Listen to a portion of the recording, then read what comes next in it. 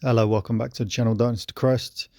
Today's video, I want to talk about how Israel-Palestine proves that it's not actually the Holy Land, it's actually the unholy land. Now, if you've seen any of my previous videos, I am a born-again follower of Christ. I'm not a Christian, but I am born again spiritually, and I feel I have the heart of God, or I know God, and the true God has nothing to do with religion. And I believe that religions have been put on people by deceiving spirits, and the gods of religions are actually satanic. And the events of the past week proves my point. And if it's kind of sums up what I talk about when, if you look at Israel Palestine, this is supposed to be the Holy Land. It's called the Holy Land. And yet all you get is war, death, division, egotistical behavior in terms of my team, and the other people going, no, it's my team, my religion, you're evil, no, you're evil. The end times are coming, God's going to prove us right, they're going to prove you wrong. Both sides just arguing, spiritually immature people possessed by demonic religions. Both sides. And there is no answer. There is no answer. When you have groups of people who believe they're special, whether they're the chosen ones or people who don't believe what they believe are disbelievers, and especially when you violence is the only way you solve things in certain religions, the answer to everything will be violence. There's never going to be peace, never ever going to be peace. The only way we'll have peace in this world is by people overcoming their egotistical behavior and becoming born again spiritually. Like me, I am born again spiritually. So if I was in Palestine or Israel, if I was on either side, I'd say this whole thing is a load of rubbish. I wouldn't identify with my Palestinian self or my Jewish self. I'd identify with my true self, which is a spirit of God. And I would realize that it's all an illusion, and that my so-called enemy on the other side is also deep. The true self of them is a spirit and a child of God. And that through that we can have unity. But then it's difficult, because how can you have unity with people who want to destroy you? And when both sides have that theory, or maybe not both sides necessarily, but even if one side has that theory and attitude, there's never going to be peace. And it's hard to think of a solution, really. You're going to need real men of God to sort the situation out, not immature religious people. And it's kind of ironic that I've been watching some Muslim views and some Jewish rabbis' views, and they're both the same. I mean, I think that, Judaism was the original religion, and then Christianity sprung from that, and then Islam sprung from that.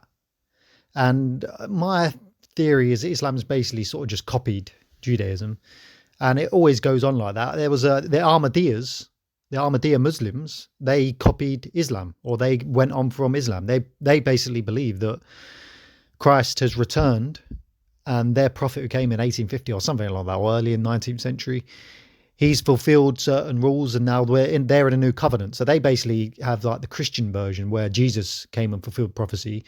The Ahmadiyyas believe in this, but you understand, it's all just man-made nonsense. The truth is very simple. Jesus Christ brought it. And I don't believe in Christianity. I believe in being born again spiritually. And then I don't need any Bibles. I don't need any religion, because I know in my spirit and my conscience how to live on earth. For an example, if you have a child, do you need to tell that, what's the better situation? Do you need to tell that child every day when they go to school, don't punch anyone at school today, don't punch anyone at school today? Or is it better that they know in their heart not to punch anyone, and you can trust them not to abuse anyone at the school? Obviously, it's better that the child knows in their heart how to live. And that's what being born again is. I don't need a Bible. I don't need a Quran that they're all corrupt, or a Torah, they're all corrupt. I know in my heart and my spirit how to live. And this is what Jesus basically taught, essentially. And then they made man-made rules to control savages. But unfortunately, religion has not been followed to the original commandments, and people have turned into absolute savages. You know, the holy people are the most unholy people in the world. Even atheists, even atheists are the voice of reason and the most sensible people in the situation. And they're disbelievers in terms of they don't believe in God. But I'll tell you one thing they do have. They've not been corrupted by religion, but all of us humans, we are made in the image of God. And that conscience that lives inside of us, and atheists are more in touch with, they understand that spirit of God is telling them, you religious people are psychopaths and what you're doing is incredibly wrong. So I encourage people, leave religion. That's my message, and it was Jesus' message. Forget about religion. They are demonic. Just watch what happened over the last week. Watch the videos. These people are psychopaths. And some religions are worse. Some religions are absolute death cults, no doubt. But any religion that encourages people to feel they're special is a load of rubbish. Being a child of God is humbling. It's not elevating. You see, just as Jesus Christ, as he washed his disciples' feet, it's not about feeling special. It's about humbling yourself and realizing that we're all equal in the spirit, and that we're here to love one another and serve one another and bring the kingdom of heaven to earth, not Satan's kingdom or deceiving spirits' kingdom to earth that religion has done. So if you like the video, like it, subscribe for more, and subscribe and like and all that stuff if you want to help bring the true kingdom of heaven and serve Christ, not demonic religions. And everybody who gets down by this, try and stay uplifted. I know it's incredibly tough, our world at the moment, because it seems like we're living in a mental asylum.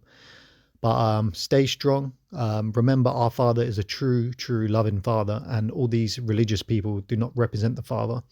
And I believe God, the true Father, will be exposing it, or we'll return to the true Father, and that's when things will make sense. And we have to persevere and try to be a servant to the true Father and serve his kingdom while we're here. God bless everyone. Goodbye.